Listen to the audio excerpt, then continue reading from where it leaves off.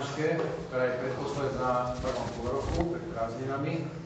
A témou tejto dnešnej prednášky bude Michalská väža. Michalská väža je taký stavebný vývoj, ale z hľadiska archívnych poznatkov. Prevedie vás tým náš kolega Patrik Baxa, ktorý sa rád vrtá v archívoch a nachádza tam veľmi zaujímavé veci, takže nebude to nudná prednáška, ale taký pohľad na dejiny ikonickej stavby Bratislavy z hľadiska toho, čo je presne napísané, čo sa presne udialo. Žiadne vymysly. Takže nech sa páči, kolega Patrik Baxa. Tak ďakujem za slovo nášmu pánovi riaditeľovi, doktorovi Štaselovi.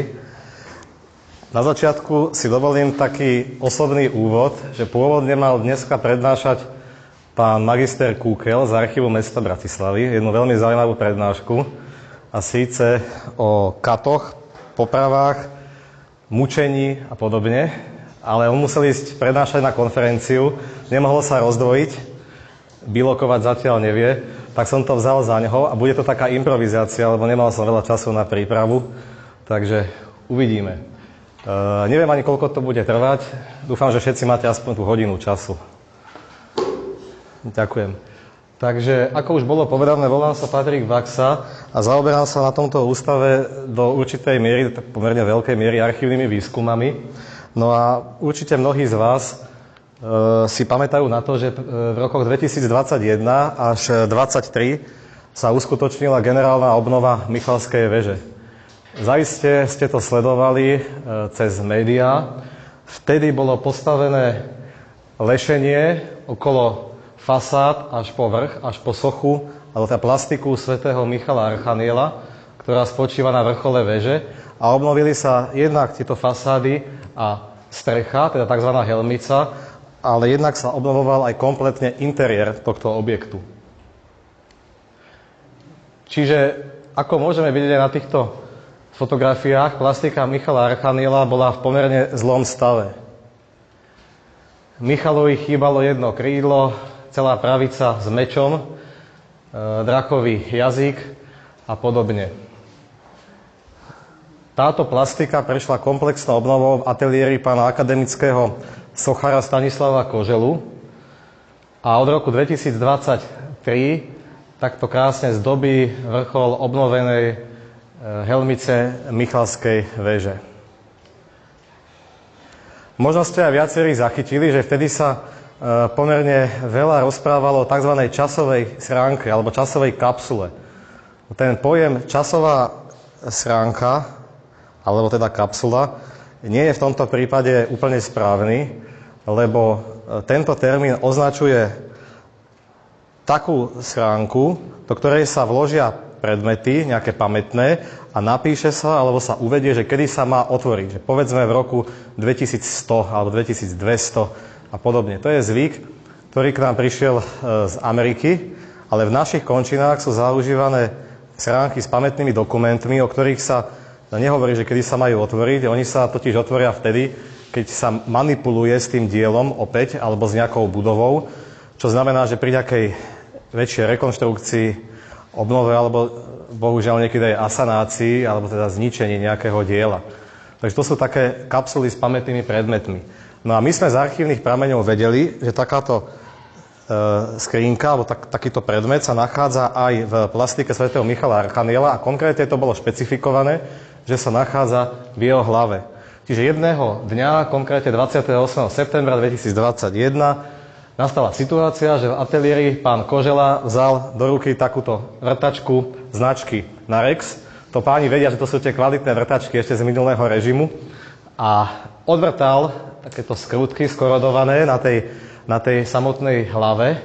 Tam boli 3 také skrutky. A sňal tú helmu z hlavy svätého Michala. No a čo si myslíte, čo bolo vnútri?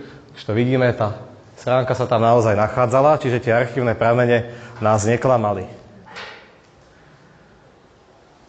Potom kolovala teda medzi jednotlivými zúčastnenými a dokonca sa uskutočnilo aj také komisionálne otvorenie, ktoré keďže bol vtedy COVID, tak bolo prenášané nejakými masovo-komunikačnými prostriedkami a hlavne cez internet to ľudia sledovali ako vo veľkom počte. Vtedy pán akademický sochár vzal kliešte pardon, také kombinačky skôr štikačky a ucvikol ten falc, lebo nedalo sa to otvoriť ináč, alebo nechcel teda riskovať, nechcel to nahrievať, tam to bolo totiž zaliaté cínom, aby sa náhodou to vnútro nepoškodilo, takže on ten falc ustrihol, no a vnútri sa teda nachádzali jednotlivé predmety, ako nám ich opísali tie archívne pramene.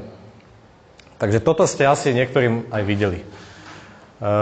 Ja si dovolím vás teraz zobrať akoby tak imaginárne na miesta, kde, ako sa píše, mŕtvi žijú a nemi rozprávajú. To sú archívy a knižnice. Takže uvidíte niečo, čo ste asi nevideli, čo sa dialo teda, tak povediac, v zákulisí. Vždycky, keď začíname realizovať nejaký archívny výskum, tak najskôr sa treba oboznámiť s doteraz publikovanou literatúrou. To je základ, od ktorého sa odrážame. Čo sa týka Michalskej veže, tu toho bolo publikované obrovské množstvo rôznych článkov, dokonca aj knižiek. Toto je podľa všetkého prvá taká vedecká štúdia, ktorá vyšla v roku 1877 a publikoval ju tunajší známy historik Štefán Tadeáš Rakovský. On mal ináč šlachtický pôvod. Zaoberal sa dejinami mesta a tie svoje články zverejňoval na stránkach vtedajších prešporských novín, Pressburger Zeitung. Tam on už aj citoval niektoré, hlavne tá stredoveké pramene, doslovne ich citoval, ale neuvádzal, že odkiaľ má tieto zdroje, no ale my už na základe toho, že poznáme archív mesta Bratislavy, tak vieme o konkrétnych úradných knihách, z ktorých teda on čerpal. Potom dokonca aj vyšla takáto monografia v roku 1984, ktorú napísali dve dámy, pani Zuzana Ševčíková a Viera Obuchová. Pani Obuchová pracovala aj v tejto inštitúcii ešte nedávno, pani Ševčíková trošku dávnejšie. Oni vypublikovali určité výsledky výskumu, ktoré vtedy realizovali v súvislosti s vtedajšou obnovou veže. Ale samozrejme, že tieto ich závery sú už dneska prekonané. V roku 2024 sa uskutočnila konferencia na pôde Múzea mesta Bratislavy, ktorá bola venovaná Michalskej veži a vyšiel z nej potom takýto zborník s určitými štúdiami, ktorý odkrýva tie novšie poznatky. Teda môžete si ho kúpiť aj v Múzeu mesta Bratislavy. A uvediem teraz takú zaujímavosť, ešte predtým, ako pristúpime k tým jednotlivým prameňom, že možno ste sa s tým už stretli, ale existuje, keď sa robí nejaký architektonicko-historický výskum, tak taký výkres, ktorému sa hovorí, že slohová analýza vývoja objektu alebo rekonštrukcia vývoja a podobne. To sa zoberú pôdorysy, rezy, pohľady a tu máme konkrétne pohľady a do nich sa farebne znázornia jednotlivé etapy vývoja tej pamiatky. To nie je rekonštrukcia, že ako ten objekt kedysi vyzeral, každá farba znamená nejakú inú etapu. Červená je spravidla gotika a potom modrá renesancia, hnedá barok, zelená nejaký klasicizmus a tak podobne. Takže vľavo vidíte takúto ilustráciu z knihy pani Ševčíkovej a pani Obuchovej.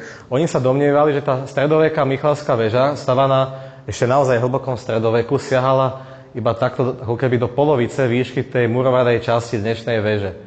Potom, že bola nadstavaná okolo roku 1530, prvýkrát, druhú nadstavbu realizovali 1590, plus minus, to tak oni písali, ako renesančnú. Zakončené to bolo takou barokovou nadstavbou, už tej helmice.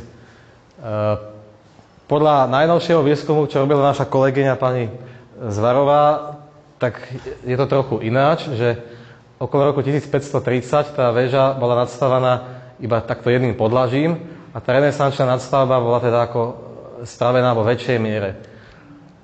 No vidíte, že oni majú tie dámy krstné mená rovnaké, ale názor na vec iný. Takže ako to bolo, to nám možno, že trošku načrtnú archívne pramene, možno, že aj nie. Uvidíme o chvíľočku. Touto zelenou farbou sa nenechajte pomýliť. To nie je ucelená slohová etapa, to je len výmena hornej časti helmice v roku 1845, keď bola z dôvodu hniloby nahradená táto špica väže. Keďže Michalská väža je súčasťou mestského opevnenia, ktoré bolo samozrejme majetkom mesta Bratislavy odjak živa, je úplne logické, že najviac tých archívnych prameňov sa nachádza v archíve mesta Bratislavy. Táto inštitúcia má obrovskú výhodu v tom, že od stredoveku po v podstate, môžem povedať, súčasnosť, sa tu zachovalo tak veľké množstvo dokumentov v takej kontinuite, že nám to iné mesta, povedzme v Rakúsku, Maďarsku, závidia. Tu aj uvidíte neskôr niektoré pramene, ktoré si podrobnejšie okomentujeme, ako sa zachovali, a je to až neuveriteľné bohatstvo. Poviem takú pikošku, odbočím od témy. Zlatá baňa je 18. storočie. To nebolo preskartované do takej miery ako 19. V 19. už bolo veľmi veľa tej agendy, bolo veľa písomností a nevedeli, čo s nimi, tak ich v 20. storočí, v 20. rokoch skartovali. Ale 18. storočie je veľmi dobre zachované, je to Zlatá baňa doslova. Tu máme tak podrobné informácie, že vy viete zistiť cez most na druhú stranu Dunaja, kedy kto prešiel a čo so sebou viezol. To sú tak presné údaje, lebo z toho sa samozrejme vybral nejaký poplatok a to oni zapisovali. Vieme napríklad, je tu niekto z archeológie? Z odvetvia archeológia? Nevadí. Tak len poviem ešte poslednú takú vsúku, že tu sú záznamy už v 18. storočí, ako nachádzali poklady na území mesta a ako tie nadradené orgány to sledovali, ako sa to vyšetrovalo, tie nálezové okolnosti, tie situácie. To ešte nebola archeológia ako veda, ale to sú už tie začiatky v tej dobe osvietenstva, alebo ešte tesne pred ňou. Takže máme tu neskutočné pramene, ktoré nám naozaj právom iní závidia. V akých sú podmienkach, to už je ďalšia vec. Teraz prebieha konferencia paralelne, ako som povedal, tzv. Archívne dni, kde je ten pán Kúkel ako zapojený ako prednášateľ s jednou kolegyňou a prednáša teraz, alebo už prednášal, neviem presne, v akú hodinu to mali, príspevok na tému, nazýva sa to, že Archív mesta Bratislavy, od 10 k 5. Takže teraz má práve takú prednášku. A my už sa teraz ponorme, lebo čas ide, do tých samotných dokumentov. Jedným zo zaujímavých prameňov sú testamenty. Keď listujeme protokolmi testamentov, ktoré sú zachované už od stredoveku, tak v roku 1511 sa dozvieme, že istý mešťan Jakub Aigner, čo bol veľmi známy obyvateľ Bratislavy, potom bol, myslím, aj richtárom, poručil určitý obnos, ako to je tu napísané, zu dem Pav St. Michelsturm. Vtedy oni písali foneticky, takže to je nemčina, ktorá je zapísaná tak, ako to počuli. Čiže Pčko a Bčko sa zamienialo, K, G, všelijak sa to miešalo. Takže tu vidíme Pav s dvojitým V, ale to je ako Bau, stavba. Čiže na stavbu Michalskej veže. To už evokuje niečo, že pravdepodobne sa väža išla prestavovať. Ďalším typom prameňov sú tzv. Komorné knihy. To sú hlavné knihy účtov mesta. Je tu nejaký účtovník?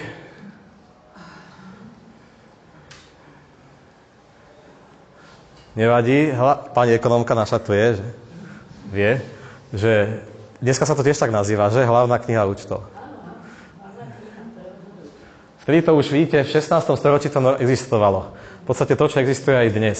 Čiže keď na nejakej stavbe alebo nejakí obchodníkov, to je jedno, vyplácali za to, že dodali nejaký materiál, niečo spravili, alebo niečo predali, to je úplne jedno. Keď ich vyplácali, tak vystavili tomu človeku nejaký doklad. Vtedy sa to nazývalo, že kvitancia, alebo Auszügel a podobne. A tieto dokumenty tie primárne účtovné pramene sa zhromažďovali a potom sa záverečné účty z nich robili, každý rok sa z nich viedla tzv. Hlavná kniha, sa to spisovalo. Realita je taká, že tých primárnych dokumentov bolo obrovské množstvo a preto ich nebolo kde uskladňovať, tak ich počase skartovávali. Ale tie hlavné knihy účtov sa obvykle archivovali navždy a naozaj aj z nášho mesta máme zachované takmer všetky knihy od stredoveku až po druhú polovicu 19. storočia. Našťastie. Takže v takejto knihe z roku 1513 a 14 by sme sa boli dočítali, ale sa nedočítame, lebo sa stratila. A máme iba takúto ako keby xerokópiu, alebo je to tzv. Mikrofilm, to bolo ofotené kedysi. Dneska už v archíve ten exemplár bohužiaľ neexistuje, niekde sa v 20. storočí stratil.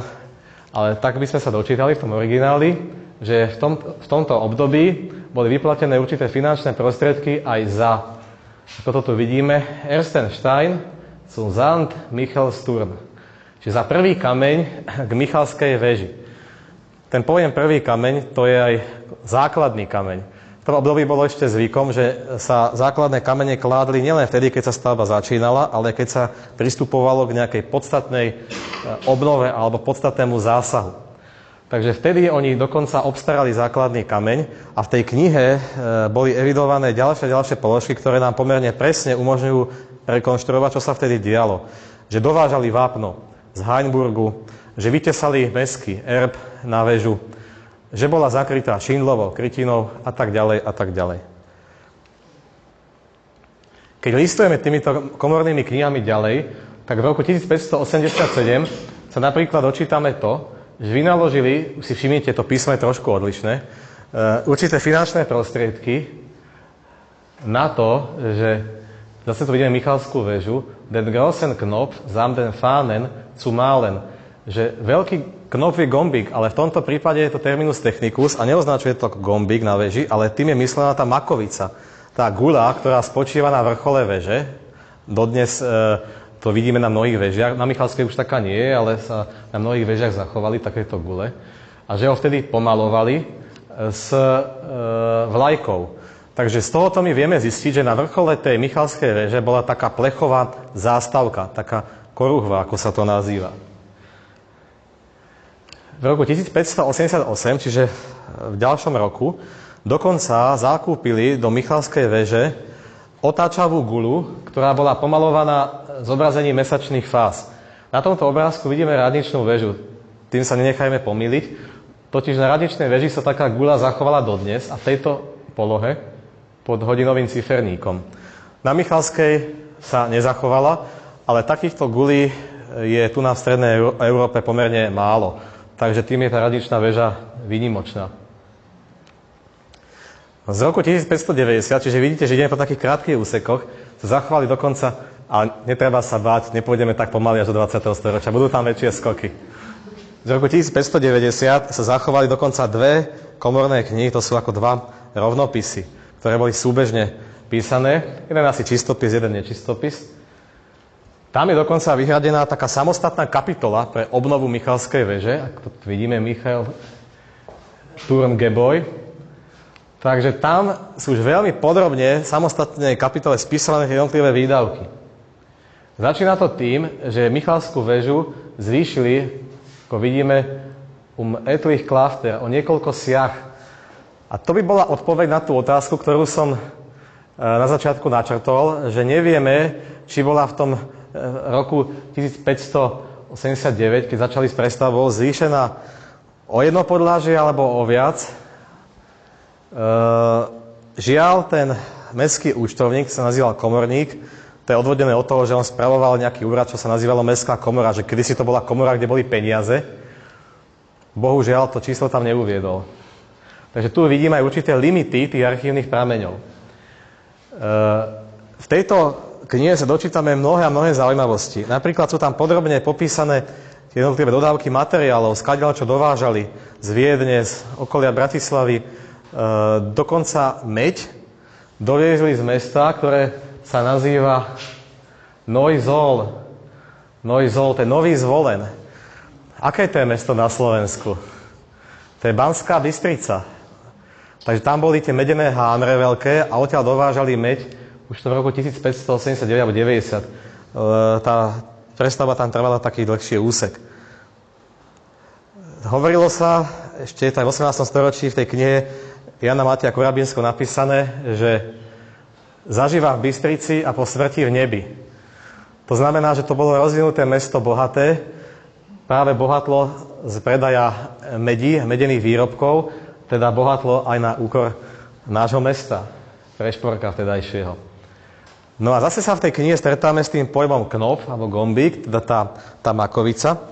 A síce sú tam spomenuté nejaké zmienky, že Benedikt Drobič, medikováč, vyrábal tento knop, že Drexler, to je tokár, to je sústružník, vyrobil taký futrál, teda takéto púzdro, na ktorom vlastne tvorili tú makovicu, tí medikováči, že to obíjali, a že to niekto potom pozlacoval. Je tam ešte taká zmienka o 4 dračích hlavách. Čo sú to tie dračie hlavy? No to sú zaiste tie chrliče na 4 nárožiach veže, ktoré tam vidíme aj dnes, až na to, že tie dnešné sú už oveľa novšie. Je tam ešte pozostatok, myslím, jedného barokového a tie 3 sú už potom repliky, ak sa nemýlim. To boli chrliče zo 16. storočia z konca, ktoré sa teda nezachovali, ale máme presné zmienky, že ich vyrábali z mestskej medi, či na to použili meď v majetku nášho mesta. Vtedy dokonca sa realizovala aj nejaká obnova tohto erbu, ktorý je umiestnený na fasáde zo severnej strany Michalskej veže. Tam sú erby Uhorského kráľovstva, mesta Prešporok, teda hornej zeme Uhorského kráľovstva, mesta Prešporok, a ešte je tam panovníkov erb, nejakého Jagelovca. Okrem takýchto účtovných prameňov sa zachovali aj rôzne iné a čím ideme ďalej, tým ich samozrejme pribúda a pribúdajú pramene rôzneho druhu. Ale už začiatkom 17. storočia existovali rôzne súpisy zbraní, ktoré sa nachádzali na mestskom opevnení a vtedajší súpis z roku 1603 uvádza, že na Michalskej veži bolo jedno takéto Kamer Stückl auf Rödern. Čiže čo to znamená? To je ako komorové dielko, také malé dielo na kolesách. Tie komorové dielá to boli také zbranie, ktoré boli určené na strieľanie z uzavretých priestorov, čiže z lodí a z veží, z bášt. Tie neboli určené na boj vonku. Takže vidíme, že na Michalskej veži bolo iba jedno. Prečo len tak málo? No tam nebolo treba, lebo tie veľké ťažké zbranie boli na tom barbakane okolí veže. Z obdobia 17. storočia sú zachované veduty, čiže grafické zobrazenia mesta.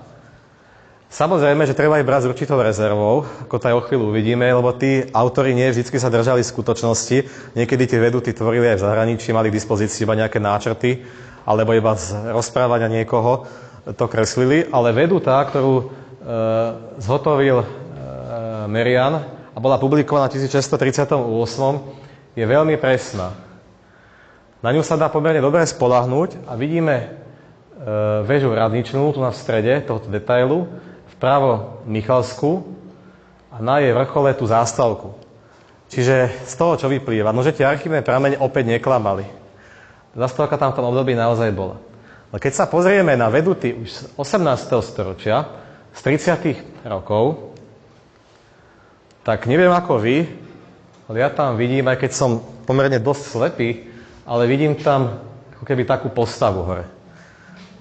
Zdá sa, že ako keby s krídlami a s nejakou kopiou. Ako by tam bol ten svätý Michal už v 30. rokoch 18. storočia. Ale my sme vedeli, čo sa na začiatku spomenul, že tá dnešná socha pochádza až z polovice 18. storočia. No čo hovorí ďalšia veduta? To je od v podstate tých istých autorov, tiež z tohto obdobia, prvej polky 18. storočia. Tu už vidíme jasnejšie tú kopiu, aj tie dve krídla.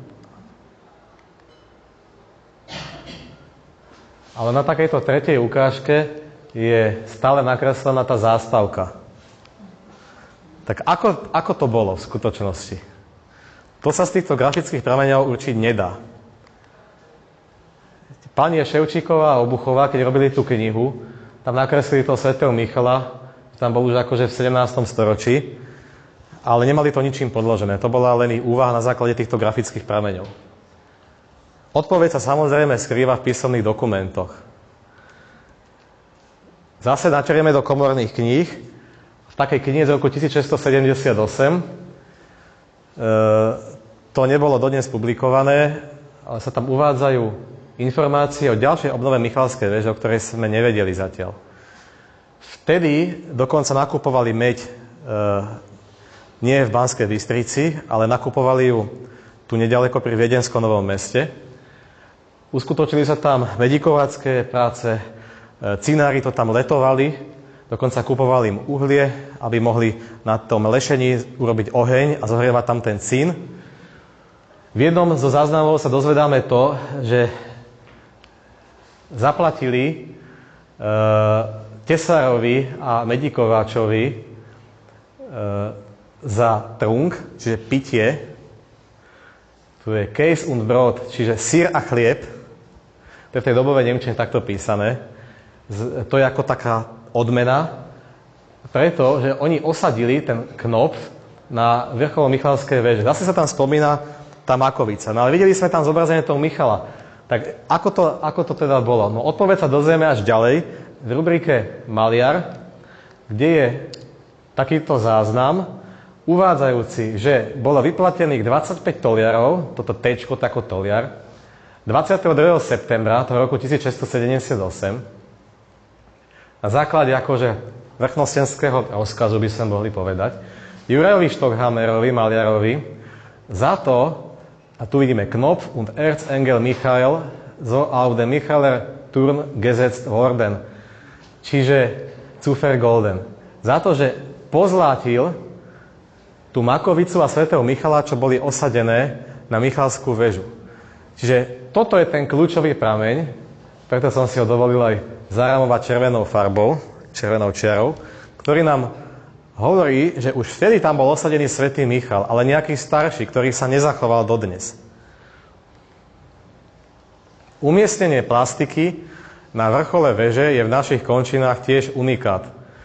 My vieme iba o Panne Márii Imakuláte, teda Panne Márii Nepoškvrnenej, ktorá akcentuje vrchol mestskej veže v Trnave, a o našej Michalskej veži v Bratislave, ale iné takéto príklady zo Slovenska nepoznáme. Sú nejaké plastiky nefigurálne, čiže povedzme na dome je tá svetoštefanská koruna, taká je aj ešte balogu na diplom, v Orešanoch a tak ďalej, ale čo sa týka figurálnych plastík, tak ja viem len o týchto dvoch.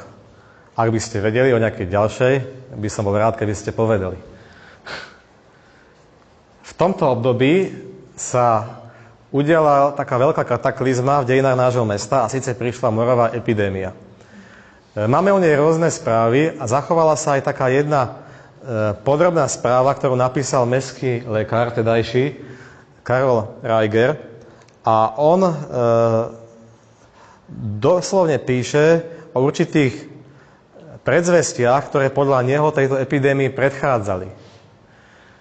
A síce napríklad, že okrídlené mravce vleteli do mesta cez Michalskú bránu, hneď začali im padať tie krídla, začali strácať krídla a začali hynúť, ako padali teda na ulice mesta. Že v mnohých domoch bolo vidieť blesky a výchre. Na dnešnej Rajskej a Dunajskej ulici, to bola tá Reichartgasse, že vypukol požiar a následne sa práve tam začala epidémia. Ale píše aj to, že sa otvorilo nebo a na nebi bolo v noci vidieť Mári a rakvu položenú na nich. A dokonca vraj ten zvon osadený v Michalskej veži, ktorý slúžil na oznamovanie času, bol že zbavený zvuku. Stal sa nepoužiteľným, čiže pravdepodobne, že praskol. Toto bolo považované za symboly, ktoré predchádzali morovej epidémii. Skutočne v roku 1679 tam bol umiestnený nový zvon namiesto tohoto staršieho, takže zdá sa, že naozaj ten starší bol poškodený. Prečo? Ale to už nikdy asi nezistíme. Zaujímavosťou na tom novom zvone je to, že záznamy o zhotovení sme v komorných knihách nenašli, takže pravdepodobne ho buď niekto sponzoroval a nezapísal sa do tej knihy, alebo ešte bolo nejaké iné účtovníctvo v tom období, ktoré sa teda nezachovalo. Ako som naznačil, tá dnešná socha pochádza z polovice storočia 18. Čo sa vtedy dialo? No na južnej strane Michalskej veži je takáto kartuša, tento ozdobný odliatý predmet sa tak nazýva kartuša, je to zo zliatiny a v tom poli, popri teda tej okolitej výzdobe, popri nejakých anieloch, uhorskom erbe, mestskom a tak ďalej, vidíme latinský nápis. Tam je napísané, že v roku 1758 za vlády cisárovnej Márie Terézie túto väžu obnovil senát a ľud prešporský, tento Senatus Populusque Pozoniensis, renovavit. Takže, vidíte, zatiaľ sme nepoužili žiadne archívne pramene, ale už vidíme, že v polovici 18. storočia sa uskutočnila určite veľká obnova Michalskej veže. V tomto období už existovali rôzne typy dokumentov, úradných kníh, aj spisového materiálu. Sú zachované celé také série úradných kníh z 18. storočia, ako som už naznačil. Jedna z nich sa nazýva ľudovo povedané, že okuláta, ale sú to komisionálne záznamy, zviazané záznamy zo súdnych obhliadok, ohodnotení, exekúcií, revízií. Čiže vtedy, keď sa obhľadal nejaký objekt na pozemku mesta, to mala na starosti samospráva, čiže magistrát mesta, tak sa o tom vedol záznam. A vtedy oni obhliadli aj Michalskú väžu. Bolo to 1. októbra 1757 a dočítať sa o tom môžem v jednej z takýchto kníh. A tam sa, to si pomôžem ťahákom, lebo to si presne nepamätám, tam sa doslovne píše, že väža skrze starobilosť chatrne ruinóznou a drevený krov tak hnilým a skazeným sa stal, že takáto väža skutočne sa kývala a najväčšie nebezpečenstvo a nevyhnutné nešťastie hroziť začalo. Čiže to máme tuto niekde napísané, v tomto prameni. Zaiste tým mysleli tú strechu. Tá kamenná časť sa nemohla len tak ľahko kývať, to nie, ale tá strecha, tá helmica už bola zrejme tak zhnitá, že vo vetre sa kývala. A preto tí prísažní remeselníckí znalci, to boli vždycky ako najímaní takíto majstri určitých remesiel, ktorí aj skladali prísahu, že budú posudzovať to všetko správne, tak oni určili a odporúčali magistrátu, že to treba rozobrať a postaviť tam novú strechu, lebo že to naozaj ohrozuje bezpečnosť. K tomu mesto v tom roku aj pristúpilo a máme o tom zase tie zmienky v tej komornej knihe z toho roku, pričom tam sa uvádza, že vtedy sňali tú poškodenú strechu, tú helmicu a začali nejaké prípravné práce v roku 1757. Začali sekať kapsy na trámy, ktoré sa dávali kvôli lešeniu. Vtedy bolo lešenie ešte drevené, nebolo železné a oceľové ako dneska. Takže začali tie kapsy tesať do fasád, začali dovážať určité stavebné materiály a tak podobne. Tá samotná veľká prestavba sa rozbehla až v roku 1758. Začali, ako to píšu v tej knihe, hneď na jar, aby to bolo čo najskôr hotové. A naozaj do jesene bolo so všetkými prácami teda skončené.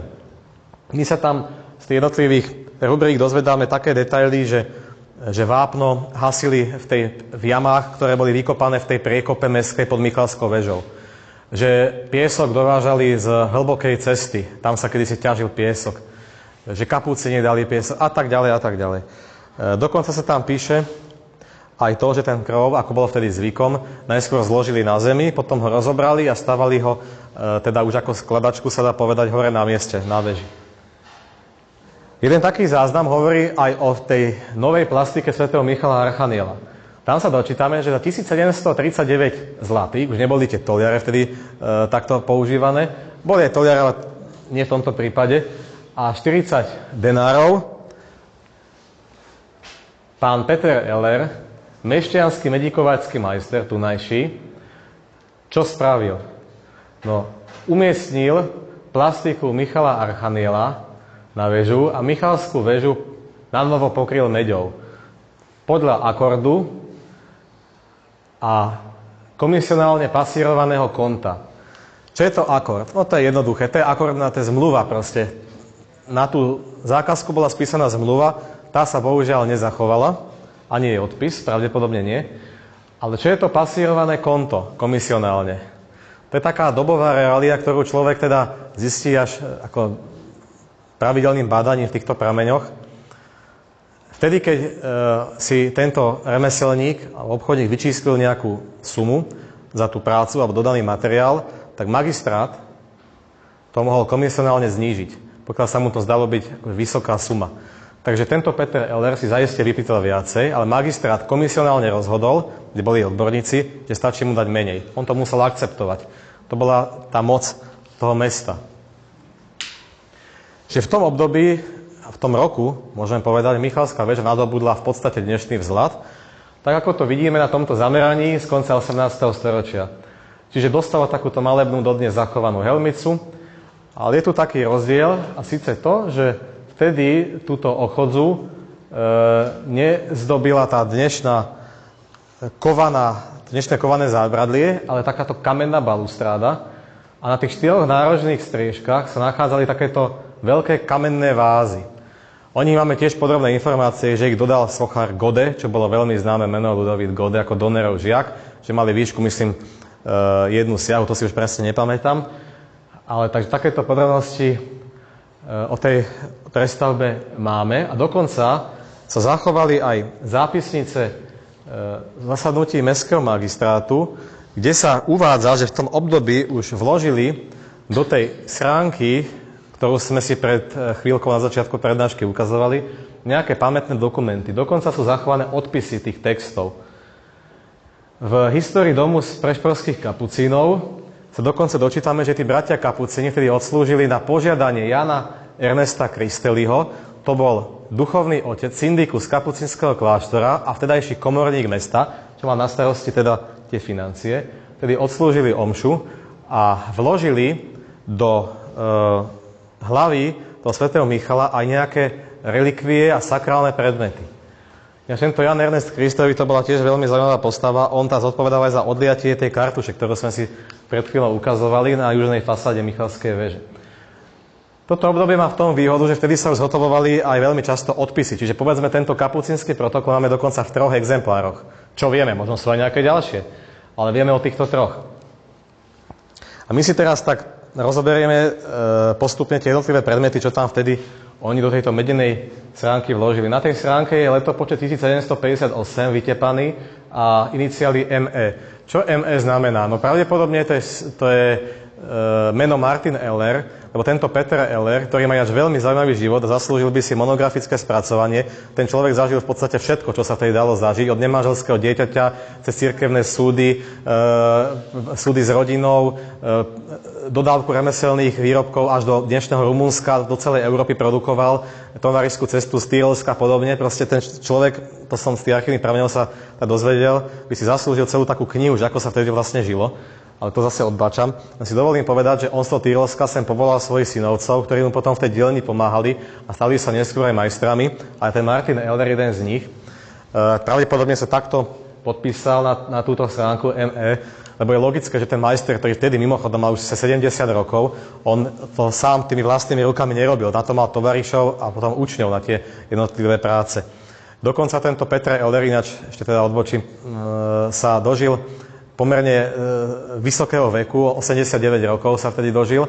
Do matriky mu napísali 94, to sa pomýlili, ale tú sochu hotovil v dome na nároží dnešnej obchodnej ulice a toho Hurbanovho námestia, tam, kde je ten dráčik na nároží.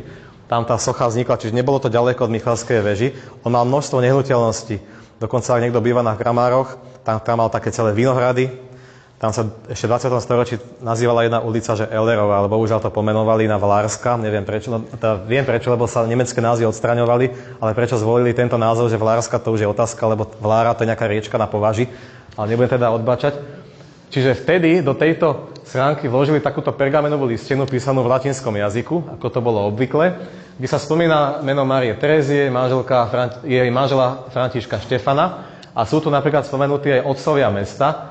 Čiže to je František Nozdrovický, to bol richtár a konzul, čiže mešťanosta Krištof Málik. To vidíme tie krásne slovenské mená v 18. storočí. A dokonca, to je taká pikoška, tu dole A, B, tu sú také vysvetlivky, tam sú vysvetlené určité jazykovedné záležitosti 2 latinských slov. Takže to je taká zaujímavosť. A oni v tej listine teda uvádzajú niektoré také oficiálne údaje, že väža bola tá prestavaná, že tam boli umiestnené zvony a že bola zakrytá meďou a tak ďalej. Okrem tohoto tam vsunuli takýto malý pergamenový lístok, ktorý tu je ale teda zväčšený, s 2 menami. A síce s menom Jana Venanského, čo vtedy bol tribún ľudu. To je predstaviteľ širšej mestskej rady, vtedy malo mesto aj tzv. Zastupiteľstvo, alebo sa to nazývalo Centum Virat, Gedanschaft a podobne. To je 100-členný zastupiteľský zbor. A on vlastne sprostredkovával tie jednotlivé požiadavky tohoto zboru zastupiteľského na magistráte. Čiže to bol predstaviteľ Centum Viratu, tzv. Tribún ľudu.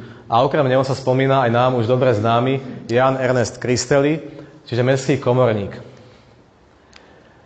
Tento Peter Eller, medíkováč, tam vložil aj takúto medenú tabuľku, na ktorej sú 2 texty. My si teraz povieme iba o tomto jednom z nich, o chvíľu aj o tom druhom. On tam píše, že Herr Peter Eller, čiže pán Peter Eller, menovaný mešťan, čiže to je tiež člen tej širšej mestskej rady, alebo toho Centum Viratu, túto sochu zhotovil za 200 zlatých z medi a osadil na väžu, aj tu píše roku 1758, 20. júna.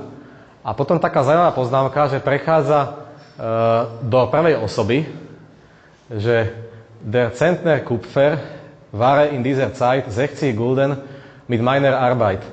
Že v tom čase bol cent medí, to je tak okolo 50 kg. To nebolo ešte vtedy tá metrická sústava 100 kg, ale 50, myslím 4 alebo 6. Bol 60 zlatých s mojou prácou. Vtedy sa hodnotilo podľa váhy, podľa hmotnosti toho materiálu. Ako som už naznačil, vtedy tam aj kapucíni vložili jednu takú kapsulu. My sme ju komisionálne otvorili až vo februári 2022. O tom ešte neexistuje taká žiadna publikácia. Chcem to v dohľadnej dobe napísať. Tam sa našla jednak tá pamätná listina kapucínov, ktorá bola spomenutá v tom protokole. Takéto tzv. Požehnanie svätého Zachariáša. To malo ľudí chrániť pred morovými epidémiami. Také veľké písmená, ktoré každé z tých písmenov predstavuje začiatok nejakého latinského verša. No ale v tej samotnej kapsule oni tí kapucíni napísali, že sú tam sväté relikvie a ďalšie iné sakrálne veci alebo predmety. Čo sú to tie iné sakrálne veci, to sme nevedeli dovtedy, kým sme to neotvorili. Takže okrem tých kostičiek 9 mučeníkov z ešte raného kresťanského obdobia sme tam našli takýto medailón, ktorý sa nazýva, že Agnuštek. To je voskový medailón. Také sa šírili z Ríma, kedysi hlavne v období baroka to bolo veľmi obľúbené. Tam to robili z vosku a pápež to požehnával a potom sa to hlavne jezuitami rozširovalo hlavne do Európy, ale aj do iných častí sveta. A malo to ľudí ochraňovať pred tiež nejakými epidémiami a nešťastiami. A na ňom vidíme 4 také dierky. Čo tie dierky asi znamenajú? No zaiste to, že on bol kedysi umiestnený v nejakom relikviári, ako to je bežné, a vybrali ho z neho a sekundárne ho použili v tejto kapsle. Potom tam je medaila svätého Benedikta, to je dodnes rozšírené, to sa ešte dneska dá kúpiť na nejakých púťach. Vzadu sedí doktor Lec, on je dokonca aj botanik, ale katolícky kňaz, tak on to môže potvrdiť alebo vyvrátiť. Dúfam, že sa nemýlim.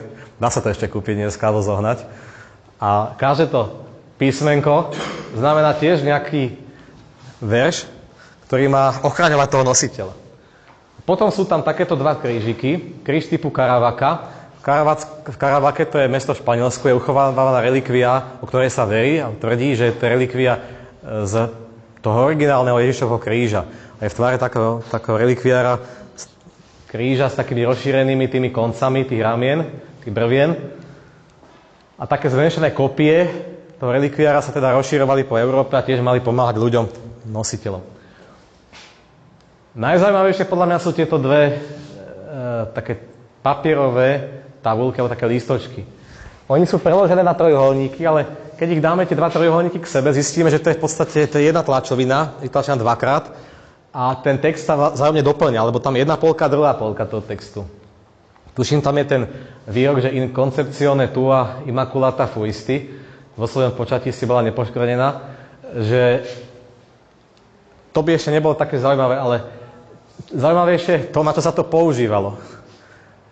Vie niekto, počul to už niekto, že sa to nazýva, že S-cetel, SN, to je jesť, cetel, cedulka, tabulka nejaká. To sa jedlo, prosím, pekne. Z tých putnických miest sa to hlavne v období baroka ešte v 19. storočí šírilo. Tam si to ľudia zakúpili, tiež to boli požehnané papieriky. A keď boli chorí, tak ich zjedli a to oni verili, že ich vylieči. To bol ako taký liek. Ešte existovali také inakšie výtlačky, tam neboli texty, ale obrázky na nich. To sa nazývalo šluk Bildchen. Takže to zase Bildchen, obrážtek, šluk, to vieme, čo znamená. Takže zase obrázok na jedenie. Preniesieme sa už do storočia 19, aby som vás veľmi tu nezdržoval. Také jednej zápisnici z zasadnutia Mestského magistrátu z roku 1811 sa dozvieme aj to, že vtedy do veže udrel blesk a mesto adresovalo nejaký list na uhorskú komoru, ale nevieme zatiaľ, čo sa s tou vežou presne stalo. Zaiste však bola nejako poškodená, keďže v období nasledujúcom a konkrétne v roku 1812 v ďalšom roku sa uskutočnila veľká obnova, generálna obnova strechy veže. Jednotlivé údaje sa dozvedáme opäť z tých komorných kníh, aj komorných denníkov. Vtedy napríklad boli aj vymalované na novo tie ciferníky na veži a socha bola sňatá a vytiahnutá opätovne na vrchol veže po obnove. Pričom dokonca sa tam uvádza, že vtedy odmenili aj istého vojaka, ktorý tu vtedy bol v meste ubytovaný. On veľmi pomohol pri manipulácii s tou sochou a odmenili paliera mestského, tesárskeho, ktorý navrhol také lešenie, ktorým ušetrili veľa peňazí. To bolo lešenie, ktoré bolo postavené len pri tej streche, bolo vykonzolované samonosné lešenie a nemuseli platiť za to, aby budovali lešenie od zeme, od základu. Dokonca archivár tedy do takejto dobovej archívnej pomôcky, čiže to je nejaký index mestských spisov, on si tam zaznamenal určité údaje o tej prestavbe a síce to, že vtedy sa tam aj našla tá schránka s tými staršími dokumentmi, ktoré vybrali a k nim ich teda analyzovali, vrátili ich späť a doložili k ním aj nejaké novšie z toho obdobia na zachovanie tej kontinuity, na pamiatku. Takže a čo oni vtedy spravili? Oni šetrili materiálom dosť. Boli, môžem povedať, že ekologicky. Takže oni tie staršie dokumenty aj použili na to, aby priamo na ne, na niektoré z nich dopísali niečo.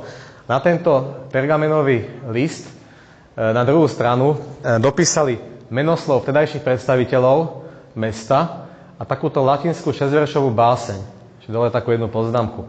Tá báseň je veľmi zaujímavá tým, že v nej je zakodovaný ten rok 1812. A síce tak, že je to tam sú slovne tie číslovky uvedené, a keď ich čítame, dostaneme tento rok. Po 1000 od pôrodu panny do vršených rokoch 800 ešte prešlo. K tomu daných 3x4, keď obnovená bola ku cti Michala táto mestská väža a ozdoba prešporka. Čiže vidíme, že 1000 plus 800 plus 3x4 je 12. A v tom poslednom dvojverši sa skrýva taká prosba, že knieža hviezdneho paláca a krotiteľ draka, to je ten svätý Michal, chráň toto mesto, ochranu nad ním drž. Zaujímavosťou na tomto je ešte to, že oni, prosím pekne, tie prvé dva verše použili z takého dokonca proroctva, to bol taký záznam, ktorý bol publikovaný ešte v 16. storočí jedného astrológa, ktorý predpovedal nešťastný rok, myslím 1588, a tie prvé dva verše presne znejú tak, ako ich máme tu. A to oni vlastne okopírovali z toho, čo kolovalo vtedy po Európe. Takže vidíme, ako si tí ľudia pomáhali. A podobne ekologicky využili aj tú medenú platničku a tam vtedajší medíkovač obnovoval tú plastiku, volal sa Peter Kštátl, to vidíme, napísal svoj taký odkaz a tuto uviedol na boku, tam je hviezdička a napísané, že und zwar der Enkel des Peter Eller, čiže a síce vnúk Petra Ellera, ale on nebol vnúkom, on bol právnukom. To si môžeme overiť na základe výskumu matričných alebo tých genealogických prameňov. Jednoducho tam nastala niekde chyba. Čiže opäť vidíme, že tie archívne pramene majú aj určité limity. Zase nie všetko je na 100% spolahlivé.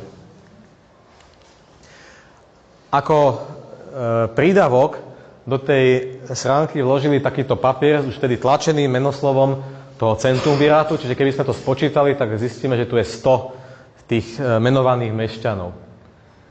A vtedy tam dokonca aj vložili tzv. Bankocetle. To boli predchodcovia dnešných bankoviek, čiže vtedajšie papierové platidlá. Na nich je zaujímavé to, že dokonca tam tá mena uvádzala v viacerých jazykoch, aj vo vtedajšej slovenčine. 50 zlatých. Treba však poznamenať, že do tej schránky neboli vložené originály, ale vzorové výtlačky. Tie originály vyzerajú asi takto. Toto je originál, vzorový výtlačok. Keď to porovnáme, vidíme tam nejaké rozdiely. Na originály sú podpisy tých bankárov tlačené vo forme ako kópii tých podpisov, ale na tom vzore, aby sa to nedalo falšovať, aby sa nedalo používať ako platidlo, sú vytlačené len takto v tom švabachu. Vtedy už existovali tzv. Výmenné lístky, to súvisí so štátnym bankrotom a tie boli tiež vložené do tejto schránky. Dokonca aj dve takéto mince medené pomerne malej hodnoty tam vložili a ich zabalili do takéhoto papierika, ktorý použili sekundárne. Čiže to bol nejaký papierik, čo zvyšoval v tej mestskej kancelárii alebo tomu nejakému vtedajšiemu administratívnemu pracovníkovi a ho použili ako baliaci papier. Čo je zaujímavé, tak je na ňom text. Vidíme tu zvyšok vročenia 1790. Je tam podpísaná Magdalena Walchin, Kontrolorin in Weissenstift zu Pressburg. Čiže kontrolórka v tom mestskom sirotinci, v tej ako základine toho sirotinca. Takže táto pani Walchin, ktorá tam potvrdzuje tiež nejaké prevzatie peňazí, čo teda vyplýva z tej polky zachovaného textu, by si asi v živote nebola predstavila, že sa jej meno dostane do nejakej schránky a že v roku 2026 to budú ľudia sledovať cez nejaký projektor na nejakej stene. Takže vidíte, že aký je život zaujímavý. No ale v tomto 19. storočí už bola Michalovská väža obklopená zástavbou aj na tej vonkajšej strane. Už tá mestská priekopa bola zastávaná a ona tedy tvorila taký najvyšší bod v celom tom okolí. Bola používaná aj ako pozorovateľňa v podstate až do 20. storočia. No a tým, že bol najvyšším bodom, tak ľudia, vtedy, keď sa rozmáhala bleskozvodová ochrana, tak sa snažili na tej veži zriadiť bleskozvod. Bola vyhlásená zbierka, ktorá sa aj uskutočnila a napríklad z roku 1837 sa dozvedáme z také zápisnice z rokovania mešťanostu, že dedičia toho domu, dedičia majiteľa domu, ktorý tuto pri Michalovskej veži stále aj dodnes stojí, to je ten vľavo, ten dom, sa obratili na vedenie mesta s požiadavkou, aby im vrátili peniaze, ktoré tam ich otec na tej zbierke teda venoval na zriadenie bleskozvodu, lebo že sa zatiaľ nič nerobí. Ale oni sa teda odvolali, to mesto sa odvolalo na to tým, že zatiaľ nevrátia nič, lebo existujú už rozpočty, ten bleskozvod sa robiť bude a treba ešte počkať. Takže on sa skutočne až potom o pár rokov postavil. Čo je zaujímavosť, v tomto období už existovali aj také, že zápisnice hospodárskej komisie. Hospodárska komisia, to keď niekto počuje, tak si povie, čo to je nejaká komisia, čo tam nejaké majetkové veci riešila, ale práve naopak, ona riešila aj majetkové veci, ale tam je množstvo zaujímavých záznam o stavebných veciach. Tam sa aj projekty dokonca doložené k tomu, alebo nejaké zamerania a podobne. Dokonca ako originálne prílohy rozpočty tých jednotlivých remeselníkov. Tam sa uvádza, že vtedy bola už tá ochotza vo veľmi zlom stavebno-technickom stave. Že dokonca už to tam bolo rozpadnuté a hrozilo nejaké nešťastie. Oni zvolali komisionálnu prehliadku, vznikli rozpočty na to, aby sa s tým niečo riešilo, ale sa na to pozabudlo, alebo sa to proste odložilo do stratená, mal zasadať sniem, boli iné problémy a tak ďalej. Čo sa nestalo? Rok na to, počas jednej výchrice, v jednu, tuším, júlovú noc, tá jedna kamenná váza z rohu, z nárožia tej veže spadla. Našťastie, to tam je písané, sa nikto nezabil, lebo bola práve noc, nikoho to nezabilo, čo bolo teda veľké šťastie, až mesto by malo z toho naozaj problém. Vtedy sa už pristúpilo k nutnej obnove tejto ochodze. Oni sa tam dohadovali, to bol veľmi zložitý proces, či tam dajú kamennú balustrádu, novú, či obnovia tú starú, či tam dajú kovovú. A vtedy tam osadili v roku 1840 tú dnešnú, ktorá tam je dodnes, takéto dnešné kované zábrady už takými neogotickými motívmi, tými lomenými oblúkmi. A vtedy, alebo o pár mesiacov na to, bol na väžu umiestnený aj bleskozvod a dokonca vtedy doplnili aj 4. ciferník na väžu, lebo ako ste možno niektorí počuli, je taká legenda, koluje mestom, že boli iba 3 ciferníky na väži, lebo že v stredoveku Židia odmietli prispieť na ako zhotovenie ciferníka zo židovskej strany z toho geta. Čo na tom pravdy vám povedať neviem, ale viem povedať, že existuje archívny prameň zo storočia 19., kde je napísané, že doplnili 4. ciferník. Takže, tak. Tuto dokonca vidíme už tú komornú knihu a ten záznam o zhotovení bleskozvodu. Tie komorné knihy, čím sú mladšie, tí majú čoraz väčšiu a väčšiu nevýhodu v tom, že keďže tých položiek bolo tak strašne veľa, oni to písali už veľmi zjednodušene. K tomu boli tie primárne dokumenty, ktoré ale boli skartované neskôr. Takže z tých komorných kníh sa potom dozvedáme čím ďalej, tým menej a menej. V tom 18. storočí sa ešte rozpisovali, v 19. už bolo tej agendy strašne veľa, tak už iba stručne písali. Zdalo by sa, že vtedy obnovili väžu a na dlhé roky bude pokoj. To však sa nestalo, totiž v roku 1845, nebojte sa, už to dlho trvať nebude, maximálne 10 minút. Zistili, že v tom špici je znité drevo a že je tam teda veľký problém s tým zatekaním a s tou hnilobou. Zase tam bol celý proces komisí, rôznych posúdení. Oni otvorili tie medené plechy, to sa im vysypalo von. Tak bola nutná ďalšia rekonštrukcia, ktorú previedli v tom roku 1845. Ako ste videli tú zelenú farbu, vtedy bol vymenený ten špic na tej veži. A obnovila sa aj plastika svätého Michala. O tej obnove plastiky nám podrobnosti hovorí takáto skvelá zápisnica, veľmi podrobná, mestského archivára Jakuba Gurta, v ktorej sú spísané tie všetky podrobnosti, dokonca to, ako ju sňali, čo v jej hlave našli, tie jednotlivé predmety, čo je na nich napísané, čiže tu sú presne tie odpisy. Potom, čo do tej schránky zase vložili, ako tú sochu umiestnili naspäť a tak podobne. Takže dozvedáme sa, že ten slávnostný sprievod osadenia plastiky začal v mestskej radnici. Ona bola vezená na voze do domu svätého Martina po dnešnej Pánskej ulici, kde sa odohralo slávnostné posvetenie. To vykonal mestský farár, ktorý ale bol dovezený kočom z Blumenthálskeho kostola, lebo tam konsekroval práve oltár, aj tam písané, že meškal kvôli tomu. Tak ho dovezli kočom neskôr a on ju posvetil tu v dome a odtiaľ bola potom vezená po Ventúrskej a Michalskej ulici až k veži, kde bola slávnostne umiestnená na špic. Dokonca z tej zápisnice sa dozvedáme, ako ten sprievod vyzeral. A síce, že tam išiel na čele ten voz pokrytý červeným suknom, na ktorom sa viezla samotná plastika. Tá bola ozdobená kytičkami, červenými i bielými stuhami. Voz ťahali 4 kone, okrášlené červenými a bielými stužkami. Boli tam 2 kočiši, ktorí poháňali tie kone s bielými klobúkmi, na ktorých boli kytičky a červené stuhy.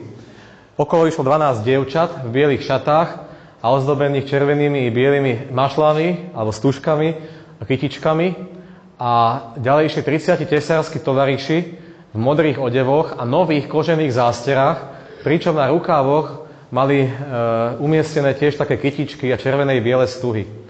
A poriadok na túto akciu dávali členovia vtedajšej prešporskej mestskej gardy, čiže tej mešťanskej milície. Prečo tam bola použitá červená a biela farba? To v tom texte nie je napísané, ale zaiste to bolo preto, že ide o heraldické farby nášho mesta, červená a biela, alebo tá strieborná. Vtedy, keď rozoberali ten krov z hnity, našli aj takýto papier. Vidíme, že je poškodený, tam bolo už zatečenie, bohužiaľ, ale napriek tomu je veľmi dobre čitateľný. Oni vtedy ten papier vzali a na pamiatku ho vložili do tej medenej schránky. Čiže síce to nebolo umiestnené pôvodne do nej, ale dneska sa tam, donedávna sa tam nachádzalo, dneska už v majetku Múzeu mesta Bratislavy. Tento papier napísali v tom roku 1758 4 tesársky tovaríši, ktorí zhotovovali ten samotný krov. Tu vidíme ich mená, uvedené v nemčine, teda aj s nejakým pôvodom, teda odkiaľ prišli, keďže tí tovaríši vtedy boli na tovaríšskych cestách, boli z Rakúska, hlavne z Rakúska, a dokonca aj to, že akú mali funkciu v tom cechu a tak ďalej. No a dole sa môžeme začítať do takej pomerne osobnej prosby. Oni tam píšu, že by diesen Bau, zase tu vidíme to P-čko, ako Bau, stavba, že pri tejto stavbe sme použili ruku a usilovnosť. A túto väžu sme s pomocou Božou priniesli do výšky. Tu vidíme in der Höhe gebracht. Tí, ktorí nájdete tento lístok a prečítate, spomeňte si na tých zosnulých a pomodlite sa za ich úbohé duše v očistci, Anno Domini po narodení Krista 1758, 20. júna. To bolo vtedy zvykom, že tí ľudia vedeli, že keď sa ten ich odkaz nájde, že pravdepodobne, z veľkou pravdepodobnosťou už nebudú žiť, tak prosili tých nálezcov, aby sa za nich pomodlili. Nie je to ináč nič nezvyčajné. Takýto prameň bol nájdený napríklad aj v dome svätého Martina. Tam jeden sklenársky tovarík zase do okna to zasadil, že ten, kto sa nájde, že ten, kto to nájde, nech sa za neho pomodlí. Také dobovej nemčine tam je krásne napísané, že ein Vater unser, hej, tak ako v tej takej fonetickej nemčine. Vtedy ale v tom 19. storočí už tam vkladali aj písanosti v maďarskom jazyku, vtedy úradnom jazyku, takýto menoslov predstaviteľov mesta a hore napísané, že teda väža bola vtedy obnovená.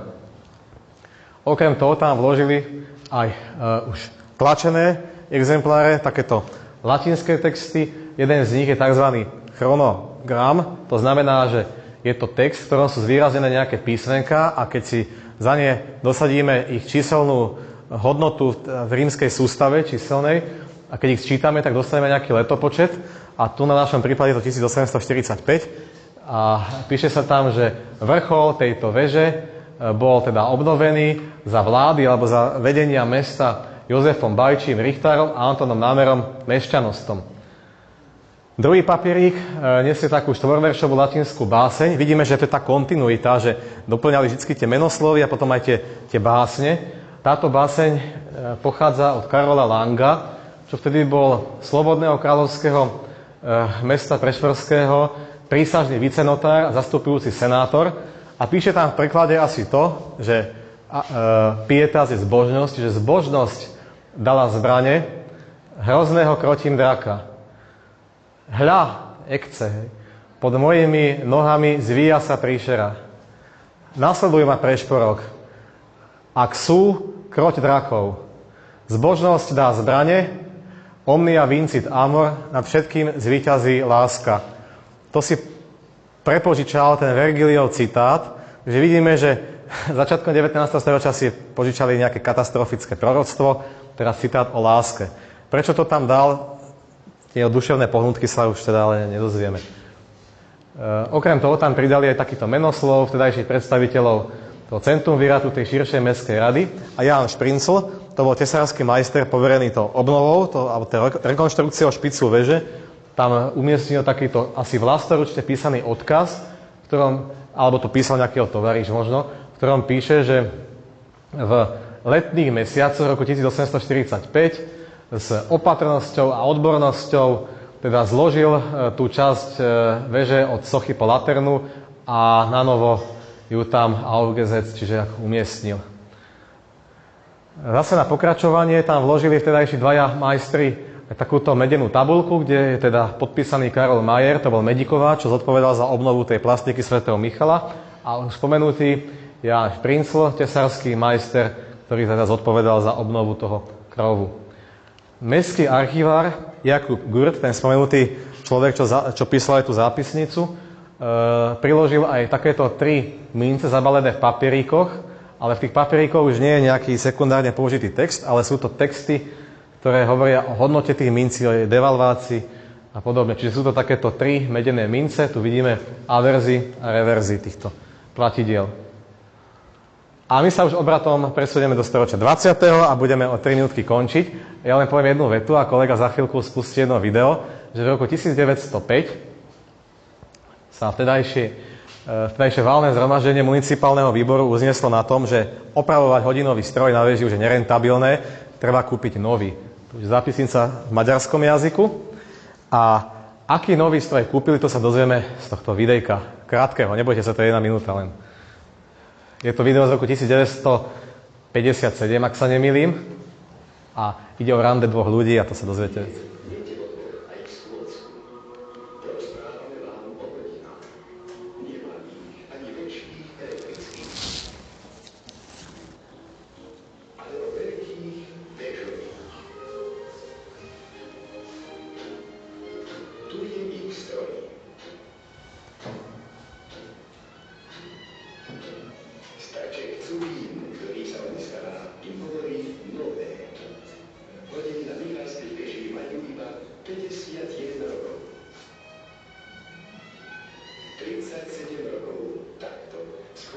Asi môžeš vypnúť, to už je radničná väža. To bude na budúce. Ďakujem pekne. Videli ste toho pána Cubina, oni hovoria, že starček Cubin, ten má 72, to je nič, dneska sa dožívajú ľudia, 80 sú mladí ľudia, 90, 100, hej. Zistili sme, že on v tom roku aj zomrel, 72-ročný, 75 teraz už neviem, ale zomrel, niečo mal s črevami, bohužiaľ, to bol vtedajší hodinár, ktorý sa o tie nové hodiny staral, sú z roku 1906 a dneska sú exponátom Múzea mesta Bratislavy. Vtedy sa v tejto hornej miestnosti ešte nachádzala tzv. Strážnica. Aj v prvej polke 20. storočia tam ešte boli držané stráže, ľudia sa, to bol najvyšší bod široko ďaleko, sa pozerali na mesto, či niekde nehorí, alebo či nejaké iné nebezpečenstvo v mestu nehrozí. A ako tá miestnosť bola zariadená, to vidíme nielen z pôdorysu, ktorý je uchovaný na pamiatkovom úrade, ale aj z takejto kresby, grafiky Karla Frecha.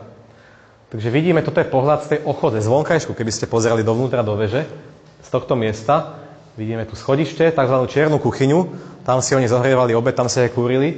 To bolo zaklenuté, tam boli ešte klenby takéto, asi teda ešte renesančné. Bola tu taká priečka a v tej ďalšej miestnosti on mal to bývanie, tak povediac, tento štvorec, ten hodinový stroj. Tu visí niekde také ťahadlo, ktorým sa zvonilo. Na tom zvone sa totiž zvonilo mechanicky.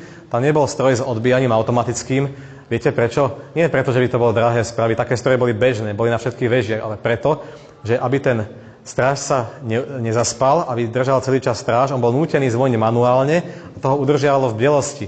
Ako dneska tých vlakov, že ručný vodič musí zatlačiť každých, 30 sekúnd, či ako nejaké tlačidlo, tedy musel zatiahnuť každú pol hodinu asi to ťahadlo. No a už budeme končiť a na záver len toľko, že väža potom v 20. storočí prešla ďalšími obnovami, niekedy sú to obnovy v úvodzovkách, konkrétne v 20. rokoch,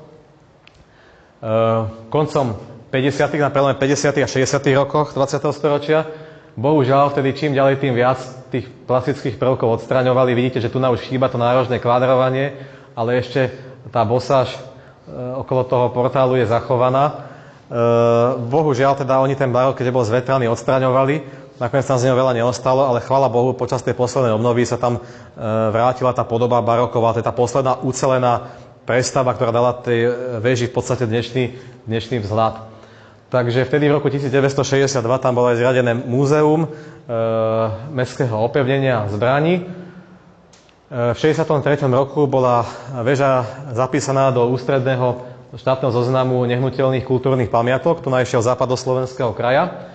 A taká veľká obnova ešte prebehla v 70. rokoch. Dokonca v tejto budove máme zachovanú dokumentáciu k tej obnove. To už sú pôdorysy, rezy, pohľady, všetky výkresy, ako ich robíme dneska. Bohužiaľ, zachovali sa síce takéto detaily, ale treba povedať, že nálezová správa z toho výskumu architektonicko-historického neexistuje. Nikde sa nezachovala, nevieme, či bola vôbec napísaná. V podstate o tom rozprávala iba tá knižka, ktorá bola teda vydaná. A fotografie, ktoré sú ale čierno-biele, tak z tých čierno-bielých starých fotiek my už to veľa nezistíme, ale vieme, že omietky boli takmer kompletne osekané, čiže oni veľmi veľa tých pôvodných substancií odstránili. A úplný záver si dovolím zacitovať ešte takéto slova, ktoré publikoval Vladimír Plicka, to bol známy bratislavský taký bádateľ, sprievodca, publicista, redaktor, vo svojej knihe Hlas bratislavských studní a fontán. Pred takmer 80 rokmi. On začína jednu kapitolu týmito slovami. Ako to môžete vidieť na tom obrázku, že v mostovej zákrute pred bratislavskou Michalskou bránou stojí z jednej strany moderný, odstupňovaný baťov blok. Z druhej strany chýlia sa starobilé múry. Je už neskoro večer. Nepočuť ako kedysi varovné slová svetomichalského hlásnika. Nachádzame sa už v modernom čase pokroku. Hlásniková trúba už hlívie na odpočinku kdesi v Mestskom múzeu. Zachovala sa však duchovnosť tohto zákutia so svojím mostom, priekopami, sochami a väžami. Zostalo tu najpôsobivejšie zátišie spomedzi všetkých starobilých častí mesta. A na záver ešte dodáva, že i zatúžime občas po akejsi zrakovej romantike, po pritlmenom úsmeve petrolejovky, po smutnom blku sviečky. A takáto zraková romantika sa nám núka do zreníc v tomto zákutí, do ktorého sa bezohľadne derie prakticky moderný dobyvateľ komplex Baťovho obchodného paláca. Ale romantika nedá sa vytisnúť. Plecnatý a vysočízny svätý Michal ešte žije a stojí na stráži. Ja pevne verím, že ten svätý Michal na tej stráži ešte stáť dlhé storočia bude. A na záver si dovolím ešte povedať posledné dve vety, a síce to, že môjim cieľom počas tejto prednášky nebolo vám ako keby podsúvať množstvo informácií, ktoré si máte pamätať. O to vôbec nejde, ani o to, že aké tie pramene existovali, ale chcel som len poukázať na to, že z minulých storočí sa zachovalo naozaj mnoho rôznych prameňov a na základe nich a na základe ich štúdia my vieme plasticky odhaliť mnohé a mnohé detaily a že archívny výskum je teda podstatný podstatná časť interdisciplinárneho prístupu ku skúmaniu dejín. Takže ja už vám ďakujem za pozornosť a ak má niekto nejaké otázky, tak sa ich pokúsim zodpovedať. Ďakujem pekne.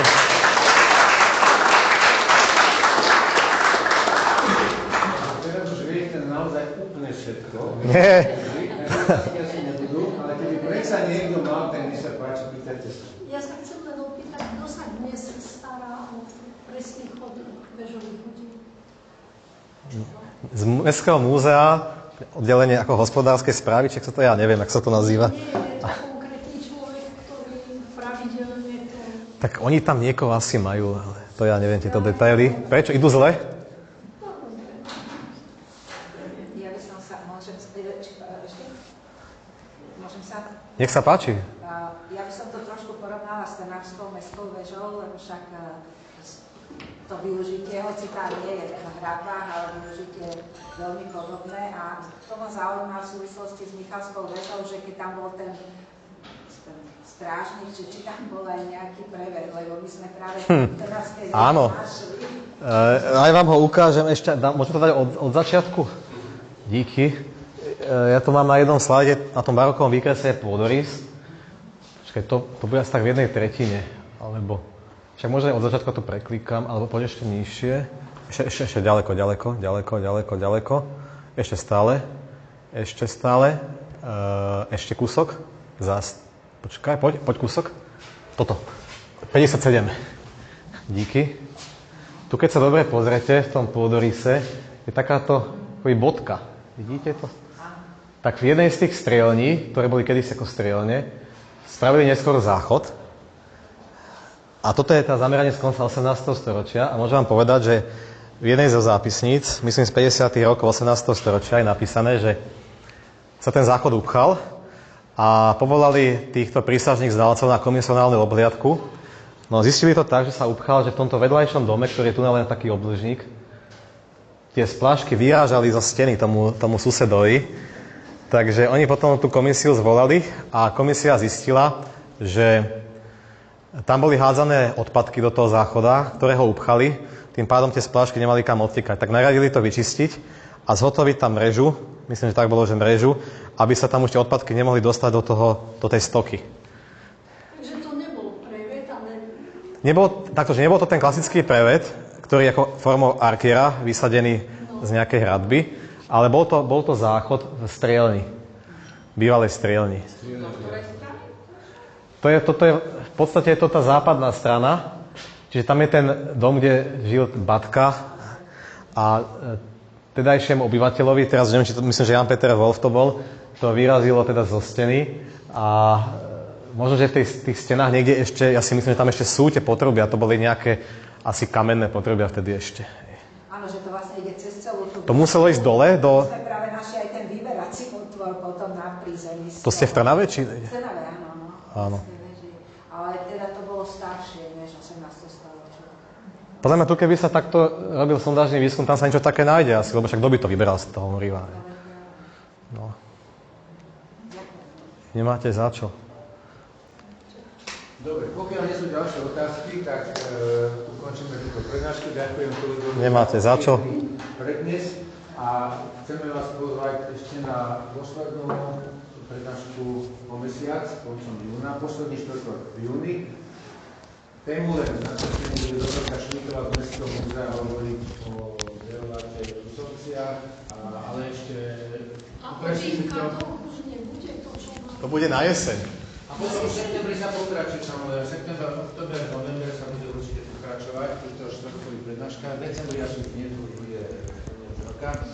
Ale sa ešte možno vidíme v tom júni a sledujte našu web stránku a Facebook a tam to bude presne povedané, ale tiež posledný štvrtok o 5:00 tu v tejto sále. Ďakujem za vašu účasť.